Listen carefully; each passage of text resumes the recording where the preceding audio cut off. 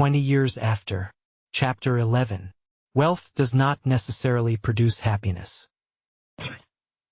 D'Artagnan passed through the iron gate and arrived in front of the chateau. He alighted as he saw a species of giant on the steps. Let us do justice to D'Artagnan. Independently of every selfish wish, his heart palpitated with joy when he saw that tall form and martial demeanor, which recalled to him a good and brave man. He ran to Porthos and threw himself into his arms. The whole body of servants, arranged in a semicircle at a respectful distance, looked on with humble curiosity. Mousqueton, at the head of them, wiped his eyes. Porthos linked his arm in that of his friend.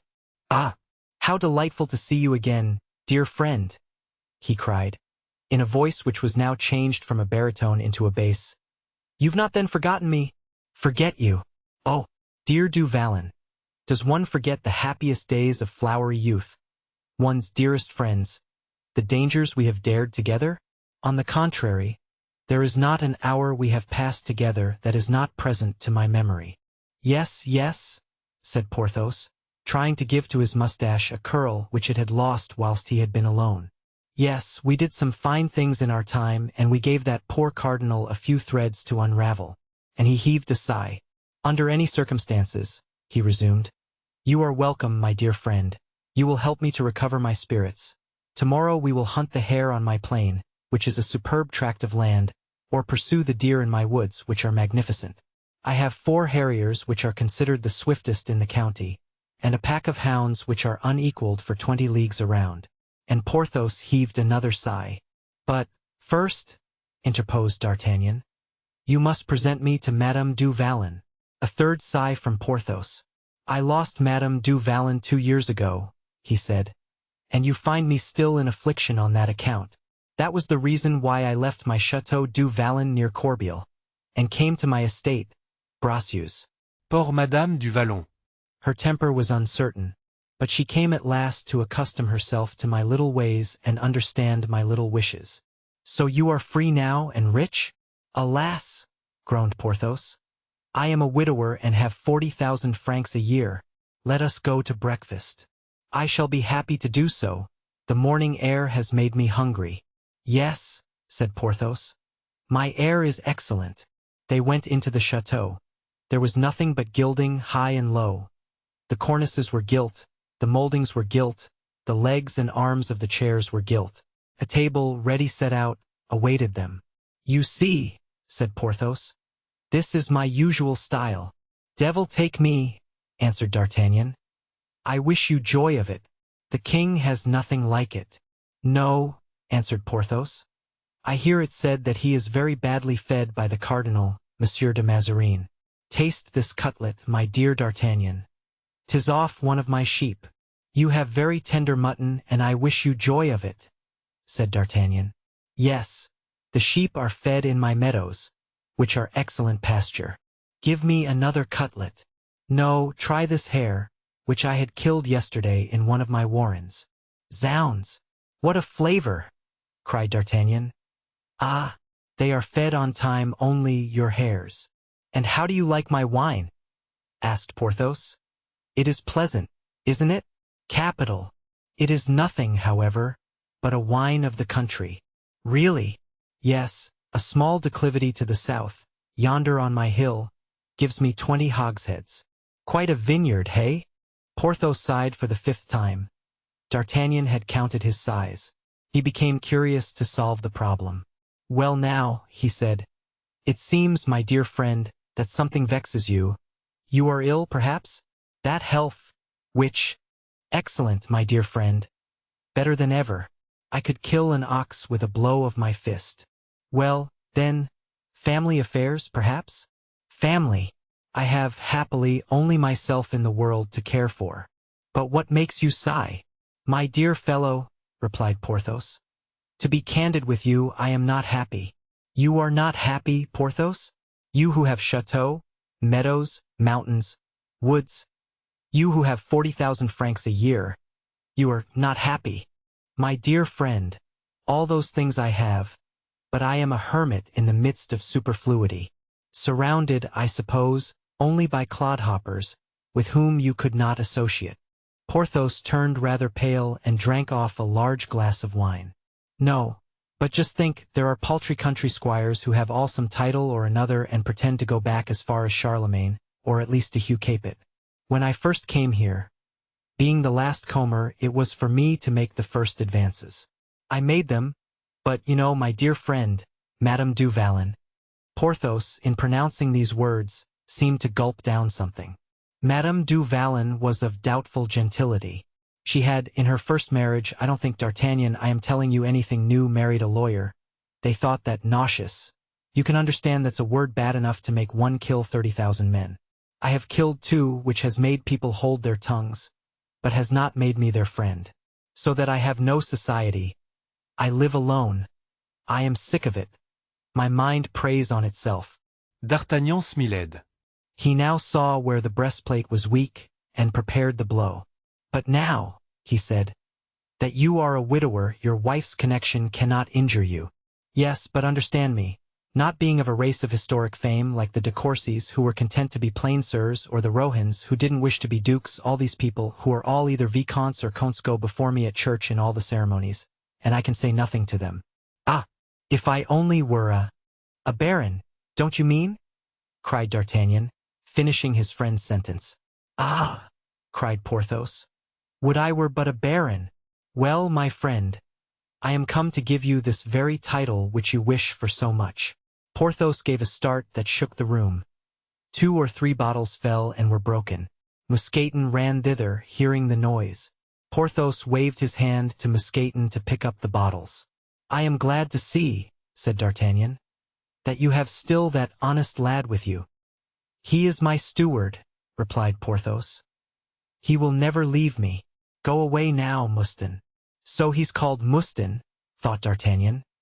'Tis too long a word to pronounce Mousqueton. Well, he said aloud, let us resume our conversation later. Your people may suspect something. There may be spies about. You can suppose, Porthos, that what I have to say relates to most important matters. Devil take them. Let us walk in the park, answered Porthos. For the sake of digestion. Egad, said D'Artagnan. The park is like everything else, and there are as many fish in your pond as rabbits in your warren. You are a happy man, my friend, since you have not only retained your love of the chase, but acquired that of fishing. My friend, replied Porthos, I leave fishing to Mousqueton. It is a vulgar pleasure, but I shoot sometimes.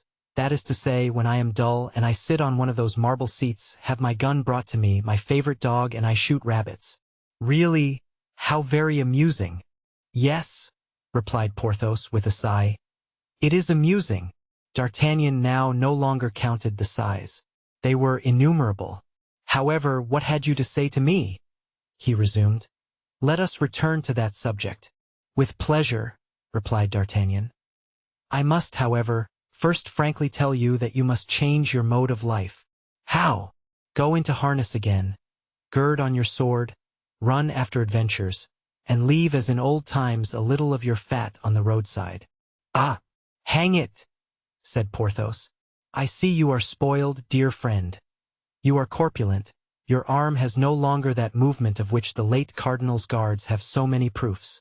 Ah, my fist is strong enough, I swear, cried Porthos, extending a hand like a shoulder of mutton. So much the better. Are we then to go to war? By my troth, yes. Against whom? Are you a politician, friend? Not in the least. Are you for Mazarin or for the princes? I am for no one. That is to say, you are for us. Well, I tell you that I come to you from the cardinal. This speech was heard by Porthos in the same sense as if it had still been in the year 1640 and related to the true cardinal. Oh, what are the wishes of his eminence? He wishes to have you in his service. And who spoke to him of me? Rochefort. You remember him? Yes, pardieu. It was he who gave us so much trouble and kept us on the road so much. You gave him 3 sword wounds in 3 separate engagements. But you know he is now our friend? No, I didn't know that. So he cherishes no resentment. You are mistaken, Porthos, said D'Artagnan. It is I who cherish no resentment. Porthos didn't understand any too clearly. But then we know that understanding was not his strong point. You say, then, he continued, that the Count de Rochefort spoke of me to the cardinal? Yes, and the Queen, too. The Queen, do you say? To inspire us with confidence, she has even placed in Mazarin's hands that famous diamond. You remember all about it, that I once sold to Monsieur de Essarts and of which, I don't know how, she has regained possession. But it seems to me, said Porthos, that she would have done much better if she had given it back to you. So I think, replied D'Artagnan. But kings and queens are strange beings and have odd fancies. Nevertheless, since they are the ones who have riches and honors, we are devoted to them.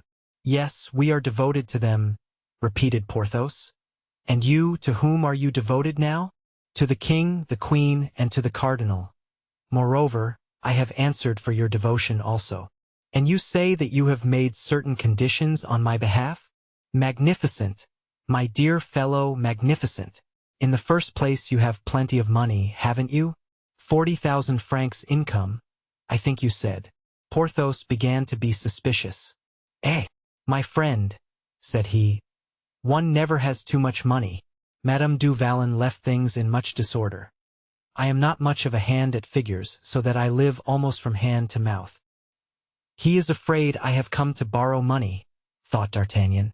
Ah, my friend, said he, it is all the better if you are in difficulties. How is it all the better?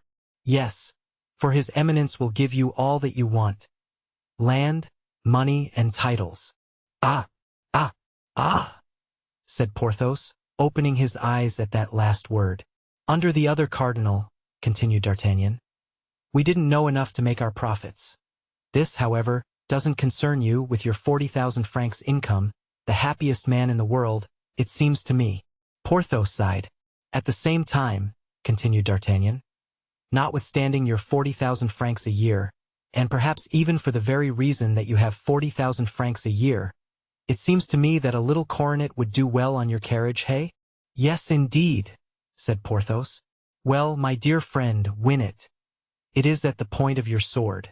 We shall not interfere with each other. Your object is a title, mine money. If I can get enough to rebuild Artagnan, which my ancestors, impoverished by the Crusades, allowed to fall into ruins, and to buy 30 acres of land about it, that is all I wish. I shall retire and die tranquilly at home. For my part, said Porthos, I desire to be made a baron. You shall be one. And have you not seen any of our other friends? Yes, I have seen Aramis. And what does he wish? To be a bishop? Aramis, answered D'Artagnan, who did not wish to undeceive Porthos. Aramis, fancy, has become a monk and a Jesuit and lives like a bear. My offers did not arouse him, did not even tempt him. So much the worse. He was a clever man. And Athos? I have not yet seen him. Do you know where I shall find him? Near Blois. He is called Bragelonne. Only imagine, my dear friend. Athos, who was of as high birth as the emperor and who inherits one estate which gives him the title of Comte. What is he to do with all those dignities?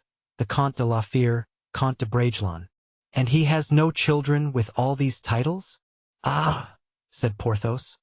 I have heard that he had adopted a young man who resembles him greatly. What, Athos? Our Athos, who was as virtuous as Scipio. Have you seen him? No. Well, I shall see him tomorrow and tell him about you. But I'm afraid, entre nous, that his liking for wine has aged and degraded him. Yes, he used to drink a great deal, replied Porthos. And then he was older than any of us, added D'Artagnan. Some years only. His gravity made him look older than he was. Well then, if we can get Athos, all will be well. If we cannot, we will do without him. We two are worth a dozen.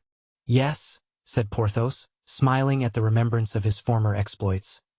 But we four altogether would be equal to 36, more especially as you say the work will not be child's play. Will it last long? By Our Lady, 2 or 3 years perhaps. So much the better, cried Porthos. You have no idea, my friend, how my bones ache since I came here. Sometimes on a Sunday, I take a ride in the fields and on the property of my neighbors, in order to pick up a nice little quarrel, which I am really in want of, but nothing happens. Either they respect or they fear me, which is more likely. but they let me trample down the clover with my dogs, insult and obstruct everyone, and I come back still more weary and low-spirited, that's all. At any rate, tell me, there's more chance of fighting in Paris? Is there not? In that respect, my dear friend, it's delightful. No more edicts, no more of the cardinal's guards, no more de Jussacs, nor other bloodhounds. Egad, underneath a lamp in an inn, anywhere, they ask, are you one of the Fronde? They unsheath, and that's all that is said. The Duc de Guise killed Monsieur de Coligny in the Place Royale, and nothing was said of it. Ah, things go on gaily, then, said Porthos. Besides which, in a short time, resumed D'Artagnan, we shall have set battles, cannonades, conflagrations, and there will be great variety. Well, then, I decide. I have your word, then? Yes, 'tis given.